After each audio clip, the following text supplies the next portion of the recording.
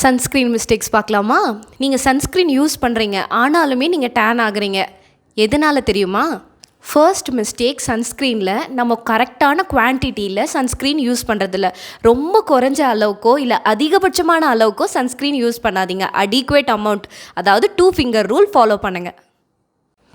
Every 2 ஹவர்ஸ்க்கு உங்கள் சன்ஸ்க்ரீனை reapply பண்ணுங்கள். இப்படி நீங்கள் ரீஅப்ளை பண்ணலனாலும் உங்களுக்கு டேனிங் வரதுக்கான சான்சஸ் இருக்குது. இந்த மிஸ்டேக் நானுமே பண்ணுவேன். நான் ஃபேஸில் மட்டும் அப்ளை பண்ணுவேன், பட் நெக்ஸ், நம்மளோட கை, எல்போ இதெல்லாம் நம்ம மறந்துடுவோம். ஸோ இந்த மாதிரி இருக்கக்கூடிய ஏரியாலையும் நீங்கள் அப்ளை பண்ணுறதுக்கு மறக்காதீங்க. அடுத்து ரொம்ப முக்கியமான மிஸ்டேக், க்ளவுடி டேஸ்லேயும் ரெய்னி டேஸ்லேயும் நிறைய பேர் சன்ஸ்க்ரீனை ஸ்கிப் பண்ணிவிடுவாங்க.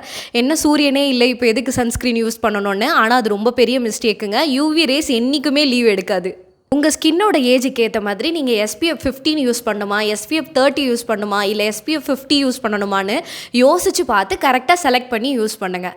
இப்படியெல்லாம் நீங்கள் யூஸ் பண்ணிங்கன்னா கரெக்டாக டேனிங்கை அவாய்ட் பண்ணிடலாம். ஐ ஹோப் இந்த டிப்ஸ் எல்லாம் உங்களுக்கு ரொம்ப யூஸ்ஃபுல்லாக இருக்கும்னு நினைக்கிறேன். லைக், ஷேர் அண்ட் சப்ஸ்கிரைப் பண்ணிவிடுங்க.